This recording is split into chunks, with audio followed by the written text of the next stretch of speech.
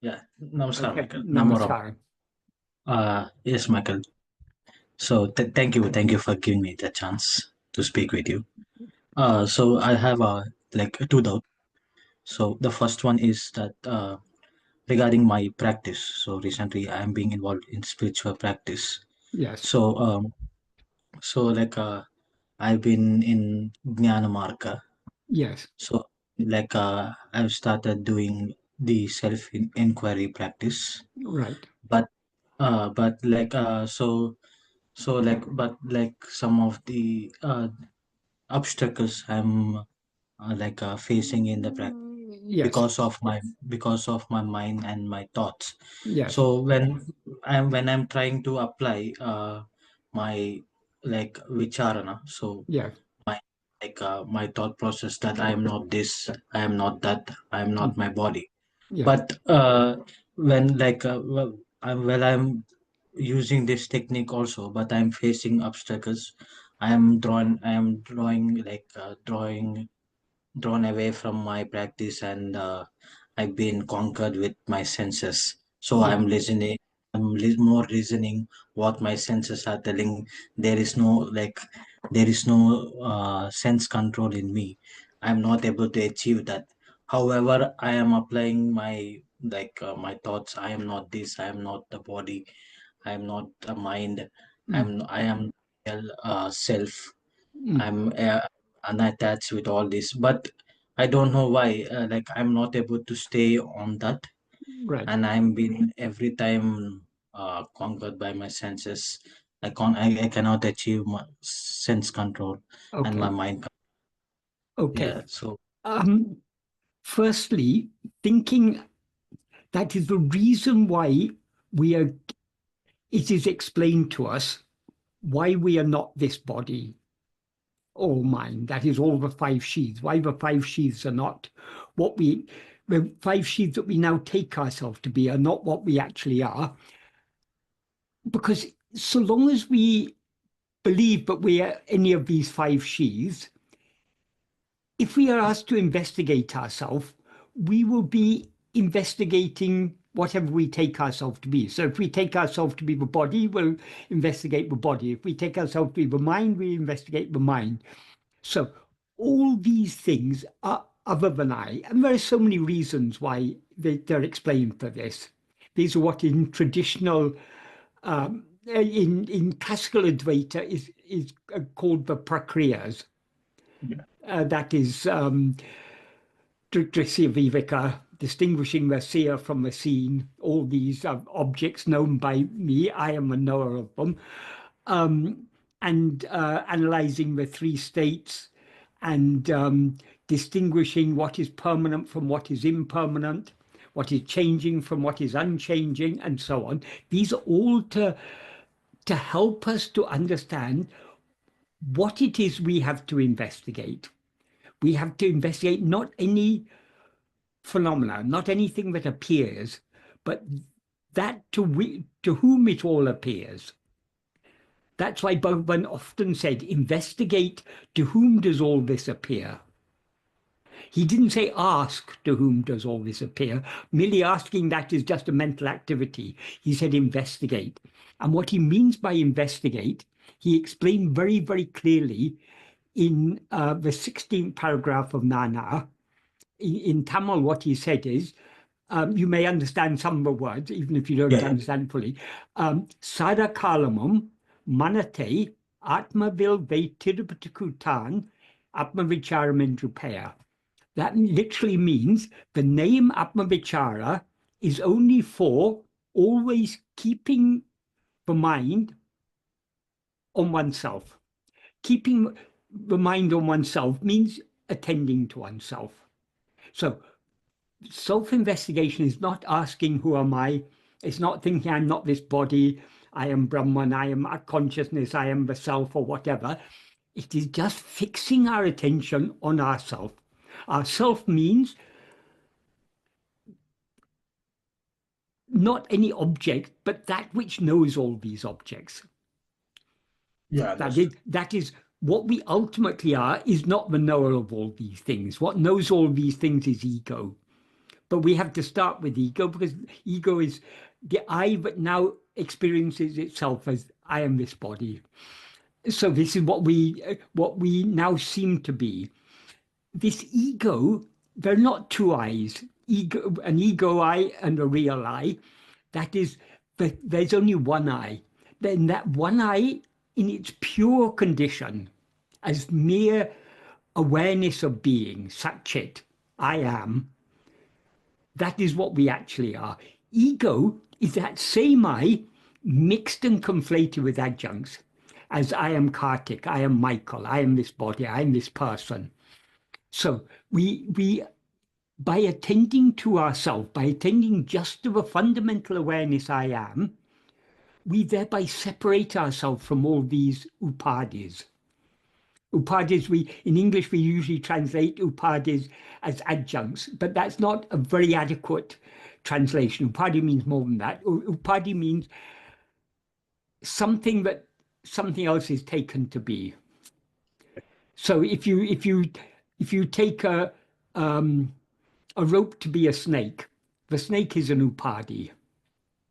Yeah. It's not what is actually there, it's something that you've superimposed upon it. So that's what an upadhi is. So this body consisting of five sheaths is an upadhi, or a set of upadhis. We are trying to know not the upadhis, but the I that is now identifying itself as I am these upadhis. These upadhis are not holding on to us. We are holding on to them. Yeah. This body, as Bhagavan says, this body doesn't say I. But ego says, I am this body. So it is ego that is holding on to these things. If we, as ego, try to hold on to ourselves, to the extent to which we hold on to ourselves, that means to that mere awareness I am, to that extent, the adjuncts will drop off. Because Yeah. the adjuncts aren't holding us, we're holding them. They seem to be binding us only because we're holding on to them. So if Yeah. we, instead of holding on to the adjuncts, if we hold on to ourselves, the adjuncts will drop off and the pure I alone will remain. So the actual practice of self-investigation is just attending to I. To the extent to which we attend to I, to ourselves, to that extent do we as ego subside. Yeah. So by attending to ourselves, we are bringing about the dissolution of ourselves. Yeah. But as ego, we have very strong Vishaya Vasanas. Mm. Vishayas means anything other than ourself is a Vishaya. Mm. So this body, the mind, all these five sheaths are Vishayas. And all the whole world is Vishayas. All the thoughts in the mind, everything other than I is a Vishaya. Mm. So Vishaya Vasana means the inclination to seek happiness in those Vishayas, the inclination to attend to these Vishayas, to experience Vishayas. So when we are fixing our attention on ourselves, these Vasanas, the Vasanas are always rising from throughout the waking and dream state is nothing but a play of Vasanas. Bhagavan said the whole world is nothing but a projection of our Vasanas. So we because we as ego we because we have so much desire to experience these Vishayas, Yeah. we are not ready to let go. So when we try to hold on to ourselves, these vasanas will rise, as Bhagavan said, they rise in countless numbers like ocean waves. They'll be rising constantly. But vasanas are just inclinations. Inclinations means we are not bound by them. We are inclined to think about this or to watch this or to do that, but these are only inclinations. We have the freedom of will, the Tantra, as Bhagavan called it, to choose which vasanas to follow. So even if we're not doing any sadhana, throughout the day, so many vasanas are rising in our mind. but we are constantly choosing to follow this vasana or that vasana. So that choice of which vasana to follow is up to us, to which vasana to allow ourselves to be swayed by. As Bhagavan explained, all vasanas can be classified into two groups. Hmm. There's satvasana. Satvasana means inclination to hold on to our being and thereby to be as we actually are. Yeah. All other vasanas are Vishaya vasanas. So when we are attending to ourselves, we are allowing ourselves to be swayed by the satvasana. These vasanas have no strength of their own. Vasanas are made strong to the extent to which we allow ourselves to be swayed by them. So if we are constantly practicing self-attentiveness, we are thereby strengthening the satvasana Hmm. and weakening all the other vasanas. Okay. So it is a battle. Bhagavan in Aksharamla, he refers to it as the Aroporatam, the warfare of grace. Yeah. So it's a battle. Grace is on our side because grace wants us to, I mean, grace is that love that we have for our own being. So that power is what is constantly pulling us within. But we as ego, along with all our Vishaya vasanas, are constantly trying to go outwards. So this is why, as Bhagavan said, this practice of self-investigation is also the practice of surrender. Because to the extent to which we attend to ourselves, we thereby let go of other things and subside. That Yeah. subsidence of ego is Atma-samapanam, self-surrender. So, but in order to surrender ourselves, we require great love. Yeah. The love to surrender ourselves has to be stronger than all our vasanas put together. Yes. Yes. Yes. So that's why Bhagavan often said, Bhakti is the mother of jnana. Yeah. Bhakti means the love to know and to be what we actually are. So why we all find it difficult is because of our lack of love. So how to cultivate that love? Only by practice. The more we hold on to self-attentiveness, the more we are strengthening that satvasana, which is what is otherwise called swatma bhakti, the love for our own self, our own being.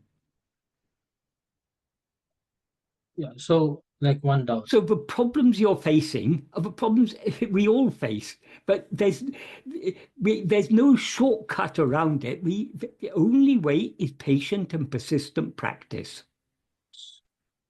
Understood. Like one question, Michael. Yes. So, like I've been in this path around like maybe I can say 2 years back, Yeah. and so like after being in this path, so I am like more like in my during my practice, my bhakti has increased, Yes. and I felt that self alone is the Yeah. most important thing, and that is the real thing. But what happened is, so like for the past 10 years, some Yes. of the vasanas I have built, Yeah. those vasanas are like more stronger. Yes. So they are acting more stronger Yes. uh, than my, I can say like I'm honestly saying, than my bhakti.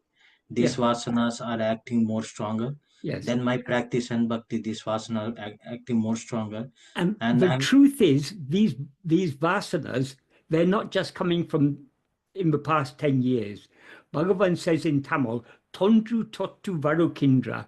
They come from Tondru Tottu means from the very beginning of time, from time yeah, yeah, immemorial. We can't say when.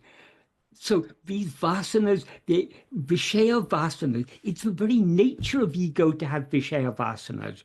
yeah, Because as Bhagavan explains in verse 25 of Uludunaptu, ego is a formless demon. It's a Yeah. pisasa. In Tamil, the word he uses is pay. That's an equivalent of the Sanskrit word pisasa. So we have been possessed by this pisasa, so to speak. So it's a formless demon.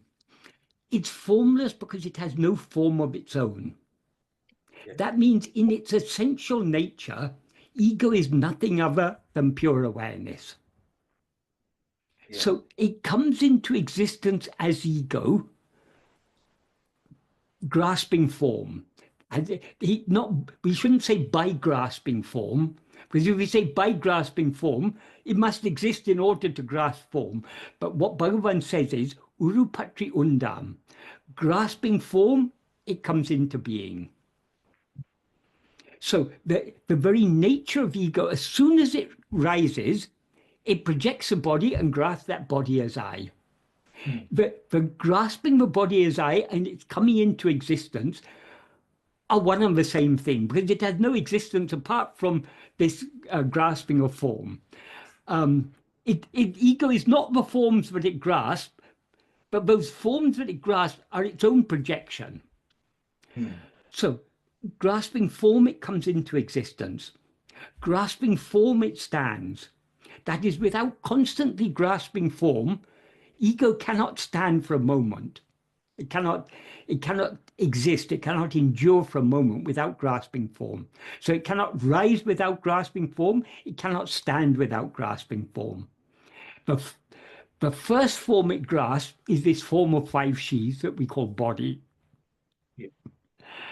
And throughout the waking and dream state, we are experiencing this body as I. That is what Bhagavan means in the first two sentences by grasping form. Grasping the form of a body is what is implied.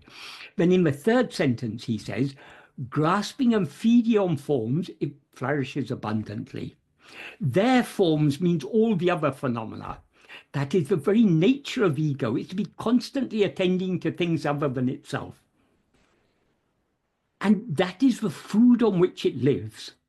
So the Yeah. more we attend to other things, the more ego is thereby strengthened. So this inclination to attend to forms are what it called Vishaya Vasanas. So it's the very nature of ego to have Vishaya Vasanas. So the whatever vasanas we have, it's not just in this lifetime. It's not even it's we can't say, I mean, it's from we can't trace back the origin, just like we can't trace the origin of ego, we can't trace the origin of its vasanas. Ego, the vasanas are not ego, but the nature of ego is to always have these Vishaya vasanas. So this is the battle we're all up against. Okay. And if our bhakti was stronger than our Vishaya vasanas, Mm. the story would be over. We'd turn within and merge back into a source. The fact that we haven't yet completely surrendered ourselves by turning within means we don't yet have sufficient love. And the way to cultivate that love is to try more and more to turn within. Okay. Okay. So bhakti and love should take should be more powerful and should Yeah. we should back practice more. So is can I ask one question, Michael? Yes. So is bhakti uh, comes to practice or it's a natural thing? It's our very nature to love ourselves. As Bhagavan says in the first paragraph of Nan, since Sakala Jiva, or all Jivas, long to be, that is, like to be happy without misery. Mm. Since everyone has the greatest love for oneself, Yeah. and since happiness alone is the cause of love. So that second clause, since everyone has the greatest love for oneself, we all have love for ourselves. The problem is because we identify ourselves as this body, this person, we love ourselves as this person. So we have that love, but the love has been distorted, so to speak. the love that we have for ourselves is superimposed on this body because we take this body to be ourselves. So we need to, that is this love for these phenomena. And the primary phenomena is the body of five sheaths that we take ourselves to be. This is this is nothing but a distorted form of the self-love that is our very nature. It's our very nature to love ourselves. So we need to, the love for ourselves has now been, because of this false identification in this body, this love has been transferred to this body. So we love this body. That's why we all fear death. I mean, we may say, "Oh, I'm not. I'm ready to. I'm not." But actually, deep down, we all fear death. Yeah. I mean, that's what Bhagavan. There's a very. It's very significant that, I mean, Bhagavan obviously came to this world with a divine mission. He's nothing but Arunachala Shiva himself appeared in human form. But to show us the way, his life was charted out in such a way as if he was a boy, a young schoolboy, just like any other schoolboy, but inwardly there was that bhakti. And then at the age of 16, that fear of death arose in him. That fear of death is very significant because ultimately we all have that fear of death. Why? Because we have attachment to this body, because we take this body to be I. So because uh, death cannot be avoided, it cannot be avoided. So long as we take the body to be I, that which is born will have to die. That is, but unless ego dies, we'll continue being born again and again. So what we are trying to achieve now is the death of ego. Yeah. So in order to annihilate ego, the ego is nothing but that distorted love. But the love that we have for ourselves has been projected onto this body, so to speak. So we need to unravel this knot, Chitchadagranti, this knot that we bound ourselves in this knot of our own attachment.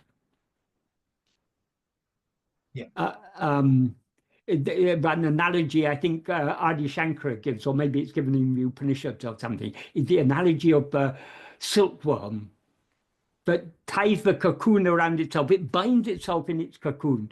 Ego is like that. We have bound ourselves with our own attachments, our own desires and attachments.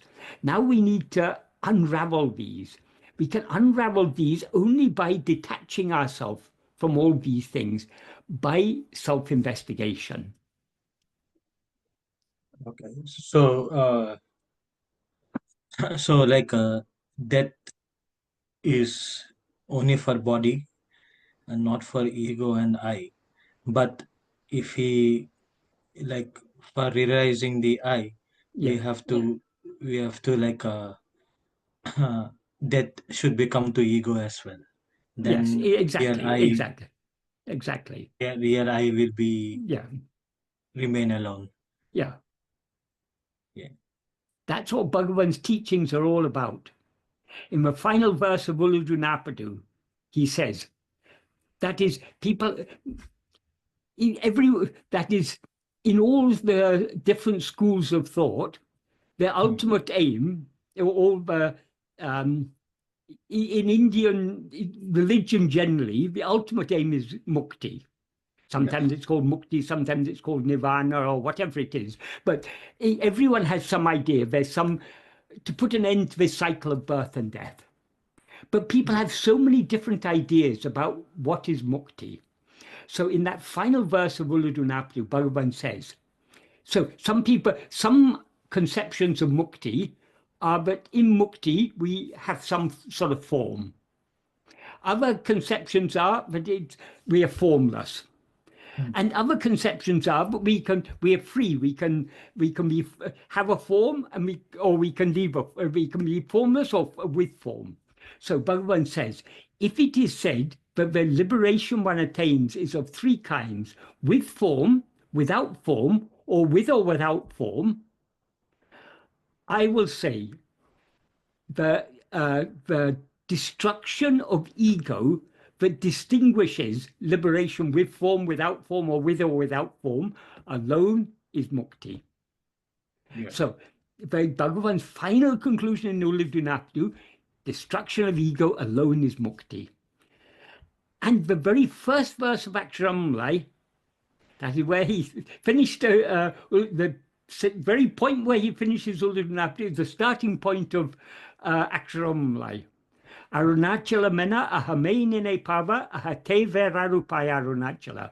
You eradicate the ego of those who that verse can be interpreted in several different ways because the word aham has two meanings. That is, there's a Tamil noun that means aham, which means inside, within. It can also mean home, it can mean heart, it can mean mind. But aham is also a Sanskrit pronoun, I. So Bhagavan often uses this word in Tamil in a double sense. Okay. So Arunachala mena ahame can mean Arunachala alone is I. So you eradicate the egos of those who think in the heart, Arunachala alone is I. Their think means who contemplate on I with the understanding that Arunachala is I. Mm. That's what Bhagavan in verse 8 of Upadesha refers to as Ananya Bhava. Abhanahamaham Ananya Bhava. The Ananya Bhava in which he is I. So that's one meaning. But that ahame, it can mean I, it can also mean in the heart. So you eradicate the egos of those who meditate on you in the heart. Yeah. Meditate on you in the heart means, as Bhagavan constantly stresses throughout Aksharamlaya and the other hymns, Arunachala is that which is shiny in our heart as I.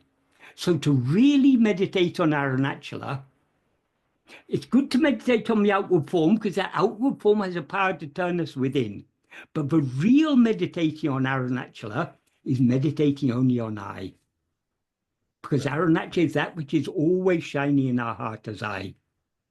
Yeah. Arunachala appears outwardly in the form of a hill because our minds are outward going. So that is a focal point for our love and everything. But the true form of Arunachala, the Swarupa of Arunachala, as he says in, I think it's the fourth or fifth verse, I think, of fourth or fifth verse of Aksharamlai, Chit Sarupam. Arunachala is that which, he who is the very nature of awareness, whose very nature is awareness. Yeah. So that is what Arunachala actually is. So meditating on in the heart, you eradicate the ego. So Bhagavan's teachings are all about eradicating ego. If we eradicate ego, then we don't have to worry about death of the body, because our only connection with this body is ego. Ego is as Bhagavan indicates in verse 24 of Uladunapadu, the body doesn't say I. That means the body isn't aware of itself as I, because it's jada. Jada udul nane naduvin. The jada body does not say I. That means it's not aware of itself as I. Satchit udiadu. Satchit doesn't rise. In between, one thing I rises as the extent of the body. That is ego. It's in between because it's the only connection between Satchit, which is the underlying reality, and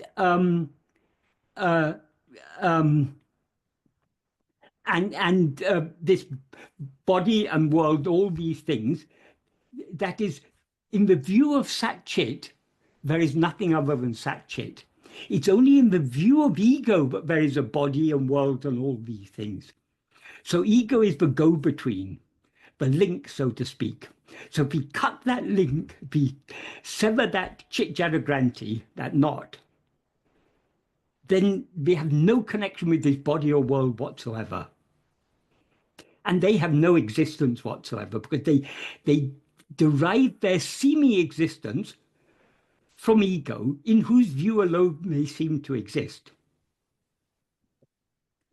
So Bhagavan's path is so deep, so radical, but at the Yeah. same time so simple, if we are ready to accept it and put it into practice. Yeah. So like so deep constant remembrance of Arunachala or the self, which is Yes, yes, the name yes, of self, yeah. and That is Arunachala.